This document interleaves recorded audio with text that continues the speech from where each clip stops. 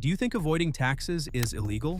Well, that depends on who you are and how good your lawyers are. If you hide money from the government, it's called tax evasion, and that's a crime. But if you're ultra rich and do it with the right tools in the right places, it's called tax avoidance, and it's perfectly legal. You don't have to break the law, you just need people who know how to write contracts that bend around it. The playbook? Offshore shell companies, secret accounts, and a global system designed to keep their billions untouchable. And you'll see all of it in The Laundromat. It isn't just a quirky Hollywood flick, it's a front-row seat to the real-life financial wizardry exposed by the Panama Papers. This is the story of how the rich stash their cash, dodge taxes, and laugh all the way to the bank to launder their money, while regular people are left holding the dirty laundry. And you're watching The Money Game. In the movie, the two men who ran Mossack Fonseca, a Panamanian law firm at the heart of the Panama Papers scandal, Jürgen Mossack and Ramon Fonseca, actually narrate the story. They talk straight to us, explaining how they set up these secret accounts and companies to move money around for the rich. Through three interconnected stories, they expose how the offshore financial system fuels fraud, corruption, and money laundering worldwide. The first storyline in The Laundromat exposes the offshore insurance scam, a system designed not to protect victims, but to evade responsibility. At the heart of The Laundromat is Ellen Martin, who stumbles into a jaw-dropping maze of shadowy shell companies, unraveling a web of secrets that turns her world upside down. Ellen and her husband Joe were celebrating their 40th anniversary were on a peaceful boat cruise when disaster struck. A sudden wave overturned the boat, killing 21 people, including Joe. The tragedy shattered Ellen's life, leaving her widowed and devastated. Seeking answers, Ellen consults a lawyer to understand Shoreline Cruises' insurance coverage. The lawyer explains that the company had a policy with one insurer, which was then reinsured by another, creating a complex web of liability. A settlement offer in the mid-seven figures was expected. Meanwhile, the boat's owners also attempt to claim their insurance. At first, they believed their coverage was with Monarch Insurance, formerly known as Global Property Owners Association, GPOA. However, Monarch itself is reinsured by another company, United. Initially, this seems reassuring until they receive a chilling letter. Their boats had no valid coverage at the time of the accident. According to Monarch, now operating under United, the insurance policy had already expired before the disaster occurred, meaning United was no longer responsible for any payouts. The entire system was designed to deflect liability at every turn. Ellen faces the same roadblock. She discovers that the man who sold them the policy, Mr. Bonkamper, was merely a nominee director for the United Reinsurance Group of Nevis. When she travels to Nevis, she realizes the shocking truth. Global Property Owners Association and Monarch Insurance never really existed. These companies were nothing more than fake entities. The boat company was led to believe they were insured, but in reality, there was no legitimate coverage at all. To ensure no claims were paid, Mr. Bonkamper, the supposed insurance representative, backdated documents to make it appear as though the policy had expired before the accident. This fraudulent move erased any chance of compensation for the victims' families. Even worse, United, the company that was supposed to reinsure Monarch, was also a sham. The entire setup was a fraud. Shell companies, reinsurance loopholes, and tax havens working together to make liability disappear. These shell companies, often based in secrecy jurisdictions like Nevis, Panama, or the British Virgin Islands, existed only on paper. They had no employees, no offices, just a mailing address and legal documents that made them look legitimate. The entire insurance trail was nothing more than a money laundering scheme, bouncing from Houston to the West Indies to Panama and into unknown offshore bank accounts. This wasn't just negligence, it was fraud on an industrial scale. The key to the scam was reinsurance, a practice meant to distribute risk but instead exploited to erase responsibility. Each company in the chain claimed they weren't the final insurer, shifting blame indefinitely. This endless loop ensured that when disaster struck, victims received nothing. Tax havens made this scheme possible. Countries like Nevis and Panama had laws shielding corporate owners, making lawsuits nearly impossible. Even if fraud was uncovered, the legal protections in these jurisdictions allowed perpetrators to dissolve one company and create another, continuing the scam without consequence. Ellen's search for justice exposed an ugly truth. The system wasn't broken. It was designed this way.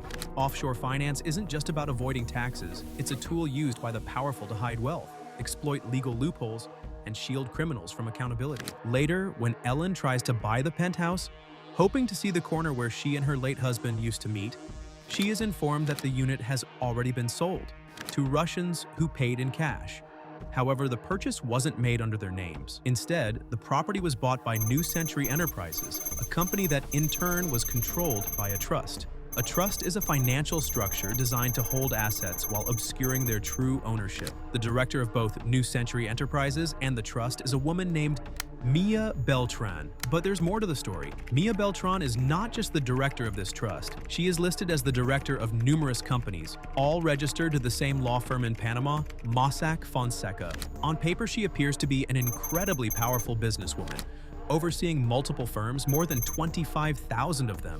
In reality, she is just a low-level employee. Her name is used as a front to conceal the true owners behind these offshore entities. Then, one day, Mia Beltran dies. But does that stop the business? Not at all. Mossack Fonseca simply appoints a new director in her place. 25,000 forms, changing the director of these companies, and the cycle continues. It doesn't matter how many companies she owned or controlled. Her role was never real to begin with. This is how offshore finance works. The people listed as company directors are often just names on a document, shielding the identities of the true beneficiaries. When one nominee director dies or is removed, another takes their place, ensuring that secrecy and financial deception continue uninterrupted. Even if a director is arrested, like Mr. Bond Camper, the director of the United Reinsurance Group who was linked to the same Panama-based law firm, Mossack Fonseca, the system doesn't collapse. Instead, they simply go back in time on paper, replacing him with new nominee directors across all the companies he was associated with. Time itself becomes an illusion, manipulated to erase any trace of wrongdoing and keep the offshore secrecy intact.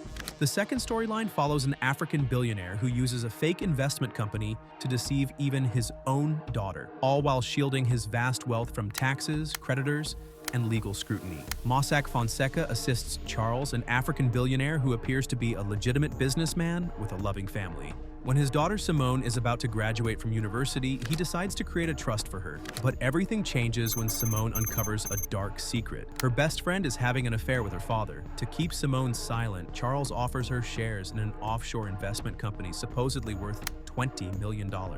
But his wife eventually discovers the truth. When Simone attempts to claim her shares, she is confronted with a harsh reality. The company exists only on paper. Like countless other entities created by Mossack Fonseca, White Cloud Enterprises is nothing more than a shell company, designed to appear legitimate while concealing financial deception. The moment Charles needed to make the money disappear, he simply drained the company's accounts. According to bank records, White Cloud, once valued at $20 million, was now worth just $37. Even though Simone holds the bearer shares for White Cloud Enterprises in the Seychelles, ownership is meaningless.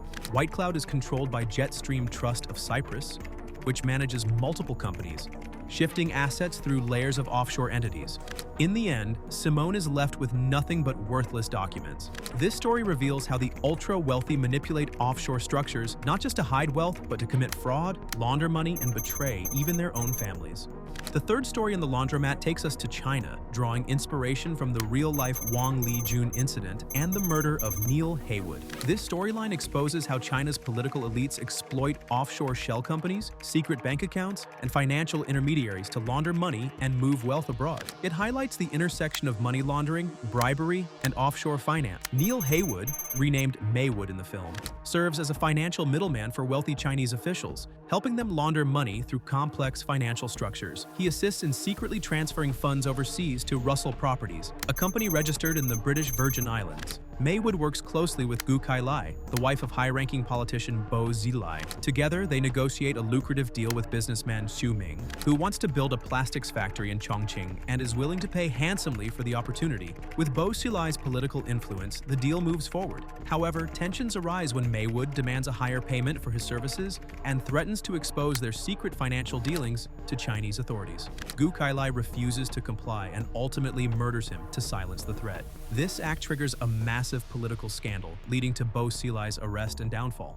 Bo Xilai's family had used secretive offshore networks to hide millions in bribes across different jurisdictions. Maywood was instrumental in setting up shell companies that concealed the true ownership of their assets. Through Mossack Fonseca, he created multiple layers of financial secrecy, making it nearly impossible to trace the illicit funds back to Bo Xilai and his family. This story unveils the dark side of elite corruption, how political power and offshore finance work hand in hand to launder money, obscure financial trails, and evade justice.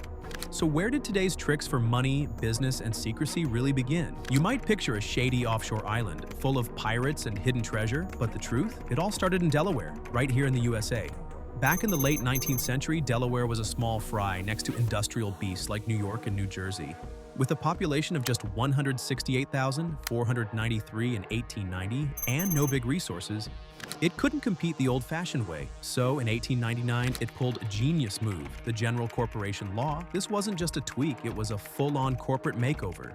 Low taxes, barely any rules, and a veil of privacy for owners. Companies could set up with one shareholder and pay a tiny franchise fee instead of real taxes. Later, in 1913, the Court of Chancery added a cherry on top, a fast, business-friendly court with no pesky juries. The gamble paid off big.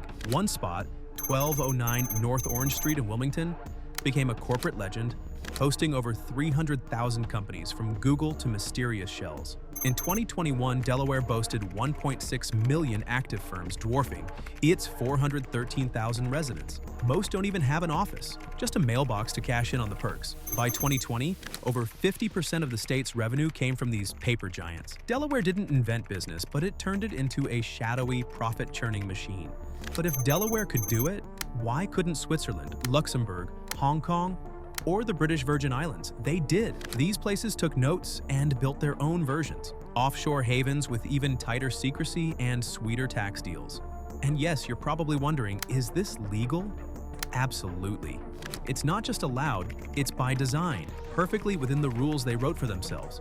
As the laundromat fades out, the real story begins, not with fiction, but with 11.5 million leaked documents. In 2016, the Panama Papers rocked the world. An anonymous whistleblower known only as John Doe exposed decades of secrets buried in offshore shell companies, revealing how the rich, the powerful, and the corrupt hide their money from the rest of us. The impact? Immediate and global.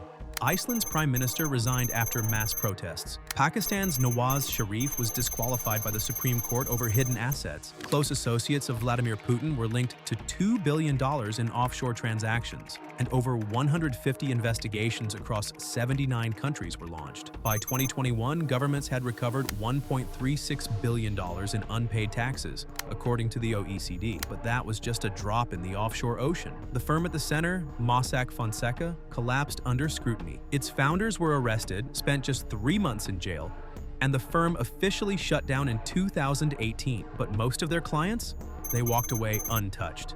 Because while one laundromat closed, the system that built it never did. In 2021, the Pandora Papers revealed the game was still on. An estimated $5.6 trillion in offshore wealth still vanishes into tax havens every year while governments cut services or tax the rest of us. The laundromat dares us to ask, who's really paying the price?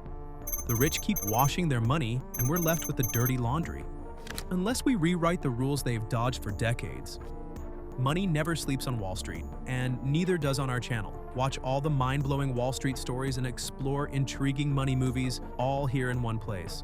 Like this video and subscribe to The Money Game to level up your financial game today.